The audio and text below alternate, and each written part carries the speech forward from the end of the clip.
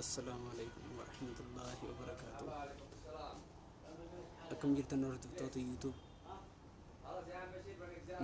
ibsaa YouTube official hunda keessanuu jirtu isiniin jennaa. Guyyaan irraa guyyaa gammachuuti anaaf jechuudha.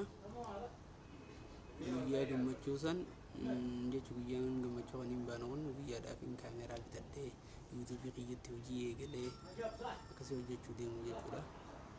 Kanaafuu hundi keessanuu fayyuma qabdan isiniin jecha. Kanaaf mee yaada kanadhaa irratti viidiyoo tana irratti ani chaanaal lamaan qabaa, tokko Buur Abuu kajuu fi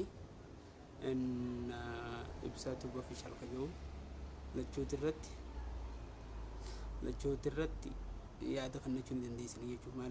Maaliin itti hojjedhaa anis akka mataa hayyaatti yaada irra kannadheetiin jira viidiyoolee bareedduu hojjechuu fi saniifuu isinis yaada irra kannadhaatee akkasitti irra hirmaadhaa jechuun isinii jechuu barbaade.